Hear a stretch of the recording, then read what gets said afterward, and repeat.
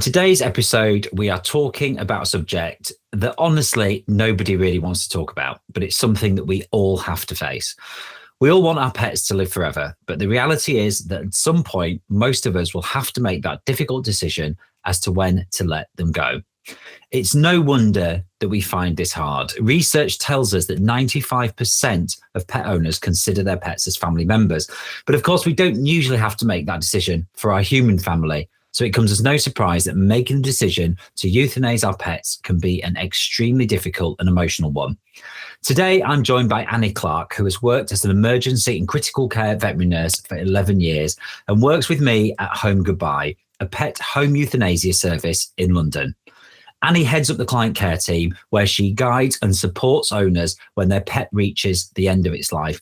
And today she is here with me so we can share our experiences in an effort to help people who are facing this difficult situation. Just a heads up, with this episode contains discussions around grief and pet bereavement, which some listeners may find upsetting. Annie, welcome to the consult room. Hello, it's exciting to be this side of the camera, so to speak. In your experience, what causes people to struggle so much with this decision? I think a lot of it comes down to the fact that in our day-to-day lives, when it comes to our relationships with people, we don't have to make those decisions. We don't decide when somebody dies. And so to actually have to take that responsibility with a pet, for many people who are first-time pet owners who may have never had to do that before, is incredibly daunting and probably quite frightening as well. And it's the responsibility, I think, is the thing that really, really people struggle with. It's obviously a really emotional time, but from my perspective, one thing that I think really separates out the experience of humans and pets is this emotion, guilt. It seems to really surface and people feel really guilty at making the decision. Like, why do you think that is? Because we're making the decision, and it's how do you quantify? And that's the big question, isn't it? Am I doing the right thing at the right time? And that undertaking of kind of being the person to sign that away, you're going to have a sense of guilt. And I think that was the one thing I found really interesting. I quite recently did some bereavement training from the Blue Cross, which was invaluable. But they did express that one of the core feelings and emotions that pet owners experience that we don't as humans when we go through grief, when we grieve a family member other than a pet, is guilt and shock, but primarily guilt. And I think that's because we are the ones that have to usually make that decision to let them go. And I think from when I speak to owners, the thing that I think people really struggle with is the guilt of making the decision too soon and effectively robbing their pet of, their last days, or the guilt of not making the decision soon enough, and then the pet's health deteriorates and they see them start to suffer. So they're almost, people get themselves in this situation really where they're kind of damned if they do and they're damned if they don't. And the guilt kind of wraps up any decision that they then end up making. Absolutely. And you're so right. I think quite often, more often than not, if anything, people feel more guilty that they didn't do it sooner. And I think that happens more frequently than the feelings of guilt that you do it too soon, because usually something has propelled you to that point where you even have to consider it. And it's actually letting it go beyond that point because your guilt inhibits you from making that decision. And I think that's really good point. And we see that a lot in veterinary practice, I think. And quite often, if people have had pets put to sleep in the past, they will say to us, or certainly have done in my experience, I didn't do it soon enough. I let them go on too long and I felt terrible for letting them. I feel like I let them suffer. So I think, again, that feeling of guilt can really vary depending on whether or not this is the first time you've had to make the decision versus if you've had to make it numerous times, definitely. You just referenced that people who might be owning their first pet. Do you think there is a difference between people who possibly going through this experience for the first time versus people that might have owned pets all their life or had multiple pets where they've faced this decision quite a few times? Yeah, 100% would agree with that. And I think a good way to kind of liken that is having if you have a child for the first time, you've never done it before, everything's new. And the same for having a pet for the first time, everything's new. It's all a learning experience. And when we get a pet for the first time, we don't think about what happens at the very end. We think about everything that happens there and then. You're learning on your feet as you go. When you have had pets before, whether you've had them when you were younger or you've had multiple pets as an adult, I think when you go into that experience and buy or rescue another animal, you already know that you're going to be faced with that decision because you've been faced with it before. So the way your expectations and your way you manage that, I think, is going to be completely different to somebody who obviously has not had to deal with that and probably hasn't even had to think about it until, their pet hopefully reaches a ripe old age.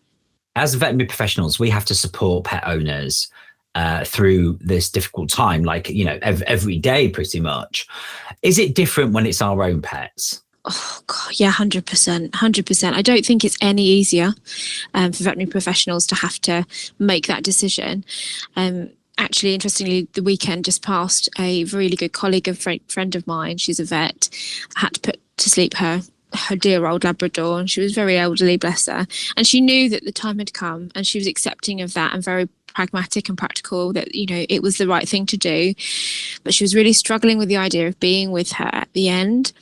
And I know her very well, and she would normally say to clients, and certainly say to them, if you can bring yourself to be with your pet at the end, it's something we definitely advise. So it was interesting that she was struggling so much with the idea of doing that herself. And I think sometimes we as veterinary professionals almost have that little bit of too much knowledge. It's not always a good thing. And we know about the grief that comes afterwards. We've experienced it. We experience it with our clients. And sometimes you might end up as a veterinary professional having to go through that yourself with your own pet and then fling yourself straight back into work. And it may be that, that same day you end up having to perform that sort of service for a client. So it's definitely not easier for a veterinary professional. No, I don't think so.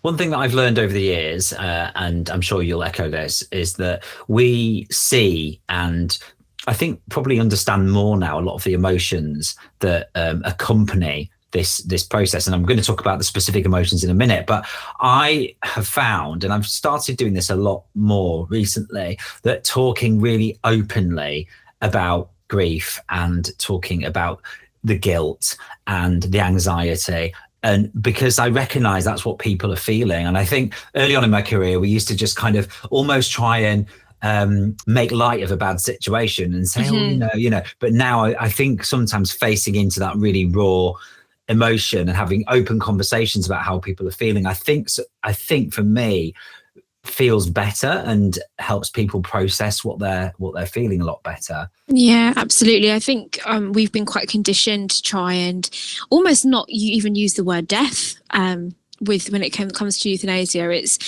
We very commonly, obviously, in the profession, we say put to sleep. We use different terminology to make it sound better than what it is. And I think, as you say, we need to confront what it is in our language, as well as what we have to do with our emotions as well. And I think it can really help to sort of talk to people more openly about what to expect, how and when to expect it. I mean, should we be having these conversations years before it's likely to happen? And hopefully, with new pet owners that have never experienced it before, should we be priming them to think about things like this? And it sounds all very depressing and morbid, but I think actually we're doing a disservice to ourselves if we pretend it's not going to happen, or we don't prepare our clients, especially as veterinary professionals, for what is inevitable, essentially.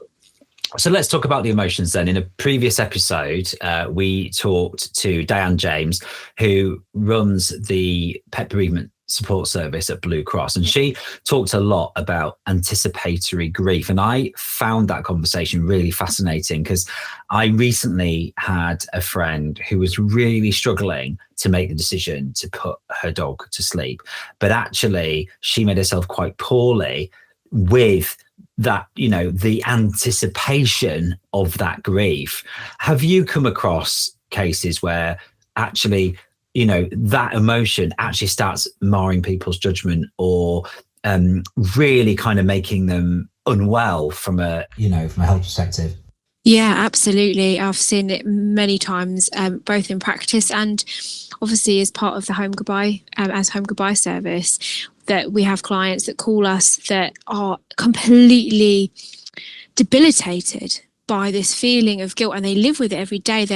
They know it's coming and it's all they can think of, and physically and mentally completely incapacitated by it. And I definitely see that.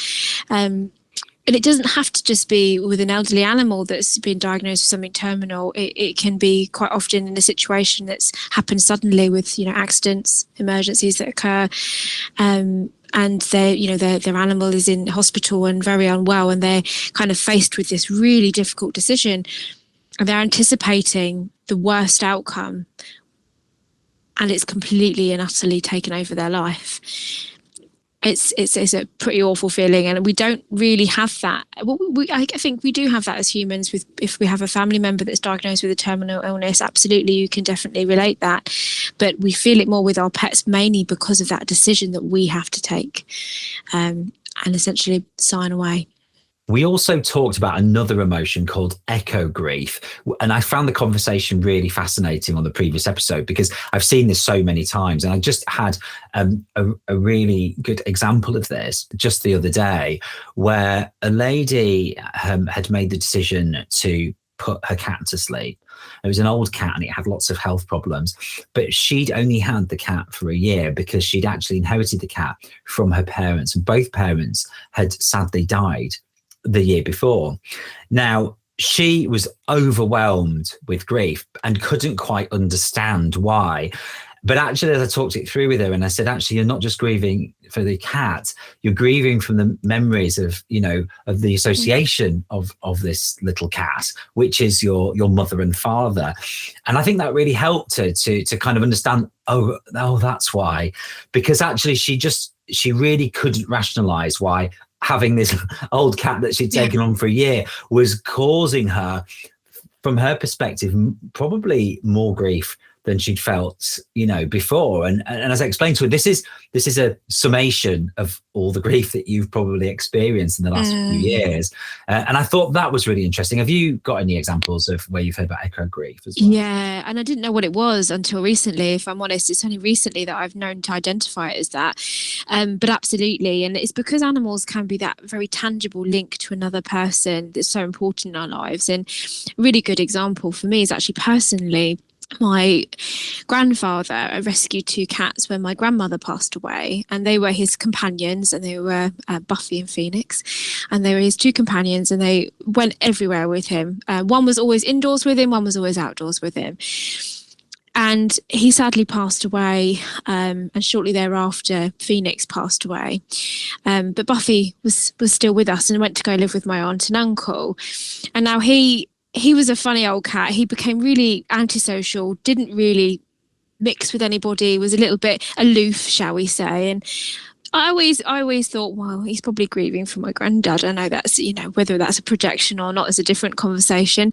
But when he passed away, which was some years later, it felt like it was the last link to my granddad. And it was really hard. I grieved. My relationship with this pussycat was not particularly strong. I didn't live with him myself, but I was so upset about it. And I was almost more upset than I have been with family pets that I've grown up with. And again, I now recognise that as that he was my last link to my grandfather. So yeah, it exists for sure. And as I say, it wasn't something I would recognise to know that that's what it was I was experiencing until recently. There's definitely other examples I have, particularly around when you have, and the classic one springs to mind, and I can think of this lady really clearly, an elderly lady who'd lost her husband, a few years before, and their dog was the kind of, like you say, that link. They'd had the dog together, they'd owned the dog together, they'd walked the dog together, and at the point at which the dog was then sadly euthanized, it brought back all the emotions of losing a husband. And you see that quite a lot. And I honestly feel that we're not really equipped to deal with that. No. Because you see that as it walks away from you out of the consult room. And it's really tough, isn't it, to see it? But that's why it's great to know that there are aftercare and support lines like the Blue Cross. In an ideal world, we wouldn't have to make this decision until our pets had lived a fulfilled life and got to a ripe old age. But that's just not how life works, is it? Do you think that there is a difference in the emotion when things may happen suddenly, like an accident or an injury, or somebody has to make that decision in a younger pet that might have developed a terminal disease? So I think obviously we experience all of the emotions as you would if you had an older animal, but I think that's when the shock comes into it. And as I said, there's shock and guilt are the two sort of emotions that we experience more when we come to grieving as pet owners. And having a young animal that suddenly, is injured significantly or has an advanced disease process that we weren't prepared for, then I think shock is definitely a big part of that. And again, I think guilt is still plays a huge role, especially if there's nothing that you can do. Feeling of hopelessness. So I don't think that changes necessarily versus the age, but obviously one would hope that you wouldn't have to be faced with that decision, and certainly it's not as easy to prepare for that with a young animal or an accident versus an animal that is getting on in age and you start seeing signs and all the rest of it. At least then there's a sense of preparedness that you can put yourself through, whereas younger animals, you're never going to unfortunately really have that. So I think it is slightly different, but again, I think we still grieve in the same way. It's just perhaps those emotions are a bit more acute in certain areas. So we've talked about how difficult the decision can be and why it's difficult, and we've talked about the emotions that surround it. So how do we bring this back to something really practical and tangible for people that are going through this process? I think when people call me and they say, I think it's time, but I don't know. I don't know if I'm doing the right thing. It's always useful to come down to something very logical, in the sense of, right, okay, if we take aside like an accident or something that's unprepared for, we say an elderly dog and who isn't quite right anymore, I will always say to the owner, right, what is it that they're doing? What is it that they're not doing? Are they having more good days versus bad days? Are they able to go on their favorite walks? What's their appetite like? Are they eating well? Are they behaving in the way they would normally? So if you have a dog that would always get up and greet people who come through the door, are they disinterested? Because actually sometimes by going back to those things, and the owner can then recognise that there has been a deterioration maybe, or that they're not quite as well as they think they are. And it's very hard when we live with our pets day to day. We kind of want to see what we want to see. We don't necessarily want to recognise that something might not be 100%. So certainly bringing that to the owner and going through that almost in a like a checklist fashion and saying to them, right, well, let's look at what they're doing and what they're not doing, can help them to actually recognise that there are more problems than they perhaps thought there were. I think it's really good that you have brought in some of those assessments that owners can do. And I always try and make it really simple. So I talk about mobility, appetite, and behaviour, as you just talked about there. But mobility is a really important one for me. Is, are they able to walk around, get around, go for a walk if they're a dog, do that part of their, routine that they really enjoyed? Appetite is obviously something that owners often noticed first, I would say, because we want and need our pets to eat. But that behaviour one is a little bit more difficult to assess, I think, especially in older pets who are generally might be a little bit more introvert and might be seeking a bit, a bit of quiet time. Yeah. Generally. So it's a bit of an assessment of those three areas, isn't it? And some, I think, drive people to seek advice sooner than the others. So, for example, behaviour is a bit of a kind of a grey area, and people often look at them and think, oh, are they they don't seem to be as interactive, they seem to be a bit more withdrawn. But things like mobility and appetite are very, very clear, aren't they, in my mind? Yeah, for sure. Although I would say, quite often I will get abnormal behaviours presented.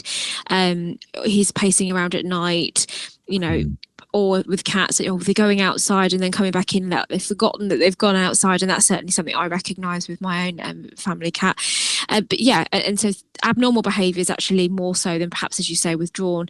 And again, sometimes it can be a case of, well, you need to seek a vet's advice before you proceed. Is it maybe a medical condition? It may be something that can be addressed. But you're absolutely right. I think appetite and mobility are the things that people notice because, as you say, we move, we eat. It's something we do routinely. It's something our pets should be doing routinely, that we recognise as part of our routine as well. Walking the dog is integral to our routine after so many years.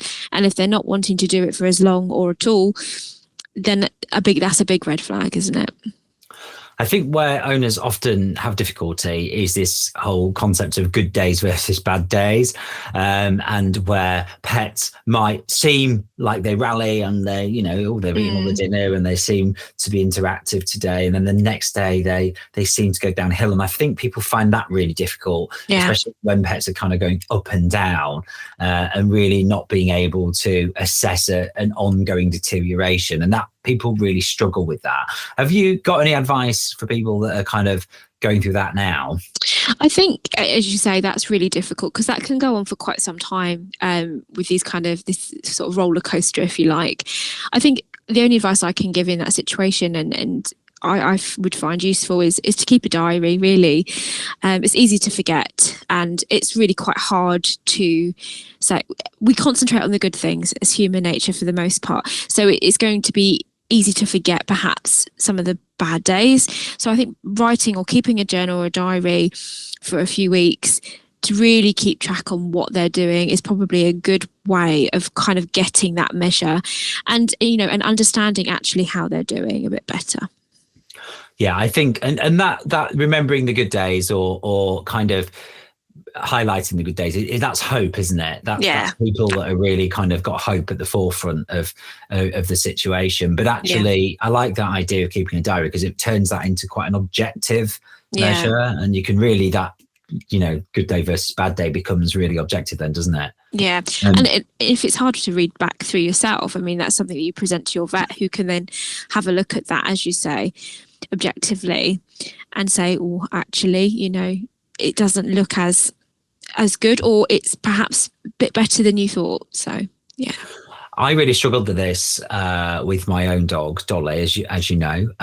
She got a spinal cord tumor. She was quite old, she was 12, but she was otherwise very active, very happy, no other health problems.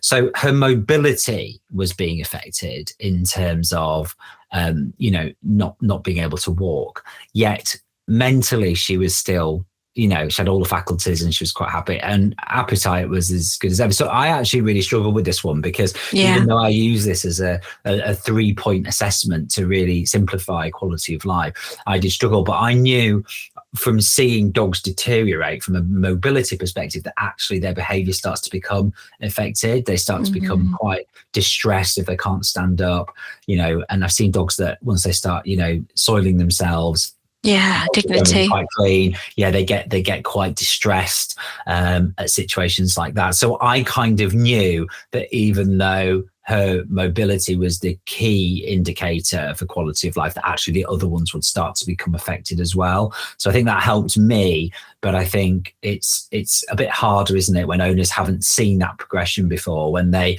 think, oh well, maybe it's just one thing that's been affected and the other things are fine, so maybe we can just keep going. And ultimately there's an overall kind of well-being impact, isn't there, on any of those individual things?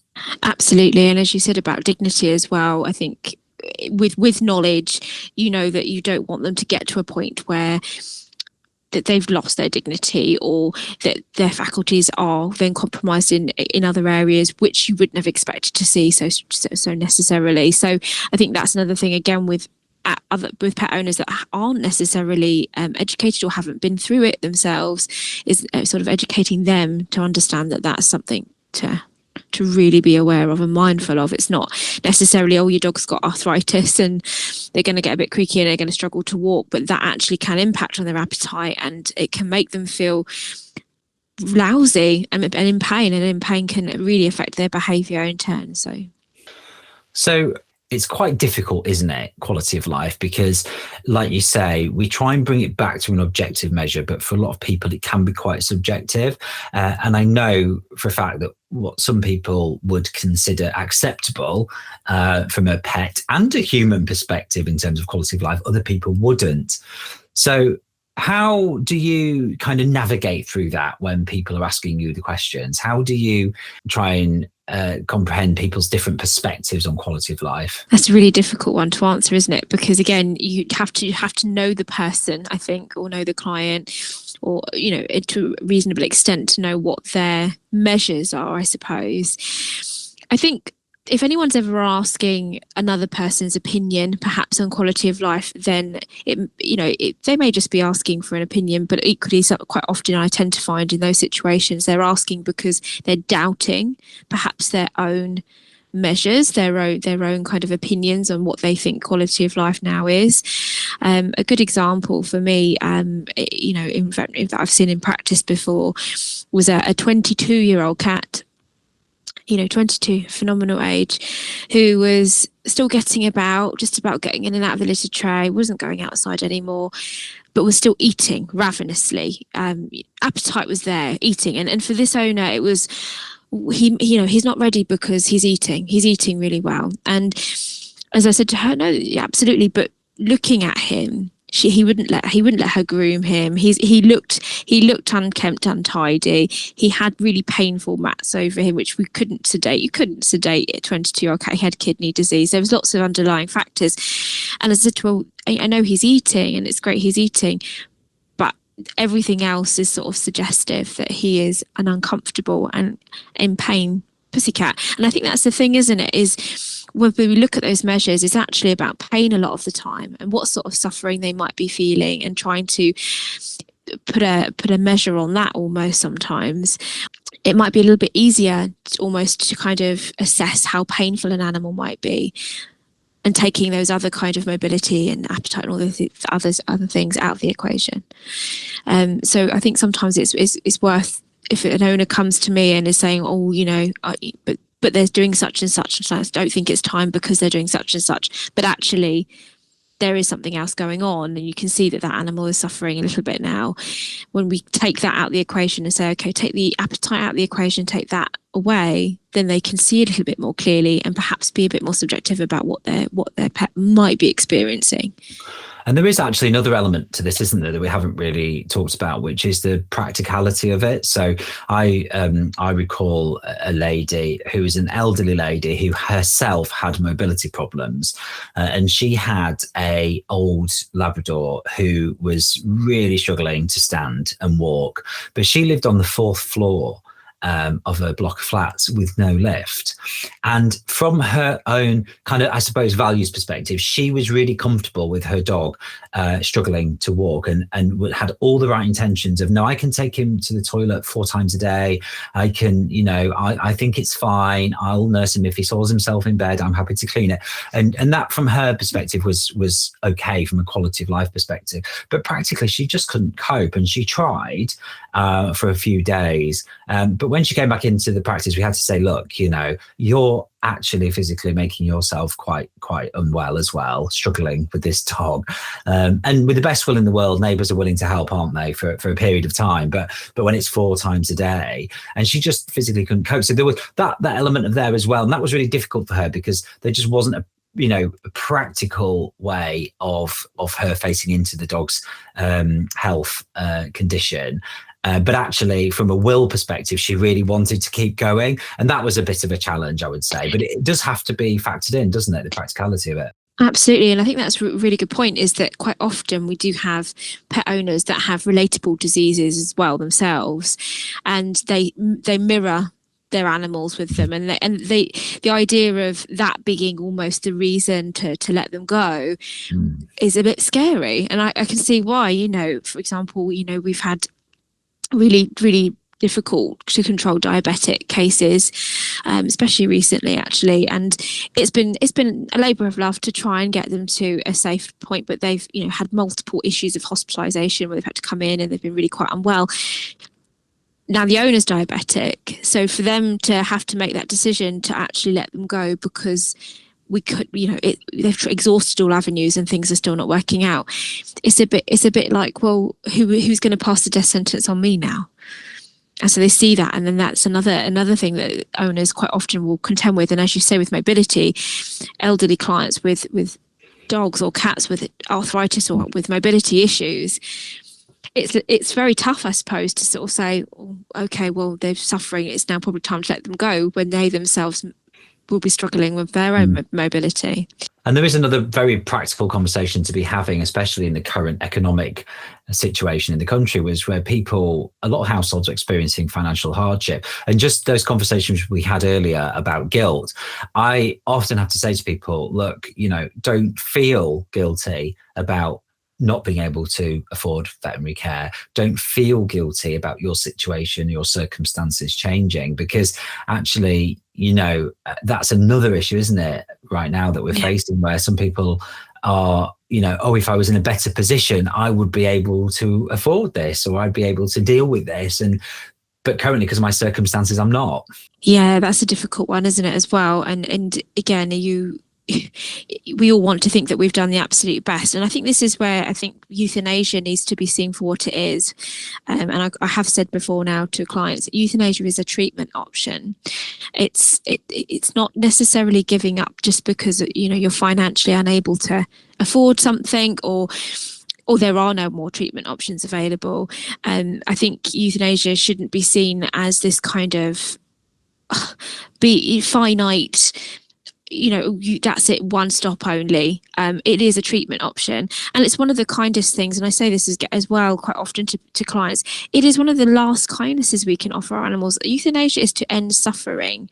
We can't do that as humans for ourselves, and that's a debate for another day as to whether or not I agree with that. And I think the fact that we can euthanize animals to end suffering is something that actually, as hard as it is to say this, should be embraced, rather than be held as some sort of pariah that shouldn't happen. Yeah, and I think that's one of the main reasons that we did actually set up Home Goodbye, because and I think the experiences of vets in the pandemic were, I would say, pretty awful. The fact that we, to protect human health, we weren't able to let people be with their animals at the end, I found really, really difficult, like in terms of one of the main kind of, I suppose, scars from the pandemic. That for me was one of the biggest ones. So being able to offer an end of life service in people's homes, which is essentially what we now do. But I think that the advice I would give to people is like you say, don't shy away from that as the right thing to do. It is absolutely in an array of options. It is often sometimes the best or the only option, and don't feel the guilt or the shame in taking that decision. But what I would also say to people is really, really plan it. Make sure, because in my experience, the lack of planning leads to those less than ideal situations where people have to rush to a vet in an emergency. And invariably, we've worked in night emergency practice for years, and it always happens out of hours, and it's always really stressful, and it's not done with that kind of calmness and dignity that I feel should be offered to pets at the end. No, and I agree. I think the pandemic was a harrowing experience for veterinary professionals and pet owners alike. But emergency euthanasias, as you've just pointed out, have never run smoothly. And they're never in the ideal circumstances, and quite often those clients have come to a practice they're not even familiar with and that their pet's not even familiar with. And there's no way, even with the best will in the world, that you can make that as a pleasant, how can I put this, I suppose, you can make that a nice memory, or even just try to make it like a peaceful memory. It's always going to have that kind of frantic energy behind it, and quite often as well those animals are in extremis. So I think the fact that, as you said, we set up the Home Goodbye is because it encourages people to plan as well. And we all, let's face it, the ideal is to all die at home in our beds, and why wouldn't we want the same for our animals, really? And if you can plan for that, and you can offer them that, then I can't see why that wouldn't be the way we'd all try to go, to be honest. I think a lot of people say to me, I don't know how you can do that part of the job. And it always seems to be the bit that people really think that we would struggle with. But I think the experiences we had in the pandemic, I would agree. I think that if that was how we did euthanasia, I don't think I would have stayed in the profession very long, really. But as you say, taking the opportunity to do it in a really relaxed, unhurried, calm and compassionate way, such as in a home environment. Or do you know what? There's a lot of practices now that have now dedicated euthanasia rooms that give people a lot more time. And actually, one of my own hospitals, I was there the other day at Grimsby, they actually light a candle on reception when they've been put to sleep. And I know a lot of practices do that to indicate to everybody, can we all be calm and quiet because somebody's going through that process. So I think obviously emergencies happen and sometimes you have to go to a practice unexpectedly, but I think from a practical perspective, just really considering that the time is coming and really making those arrangements to do it in your own way. I think that's what I find helps people along that process and lessens those feelings of guilt, I think. Yeah, I definitely think it helps with the grieving process. In my experience, certainly those owners that have had to come into those emergency situations or haven't had really any time to plan or thought they had to plan, which is, it's fine, it happens. Those owners have struggled, I think, more, and I think that's a fair assessment compared to certainly in our experience with Home Goodbye and our clients that we see.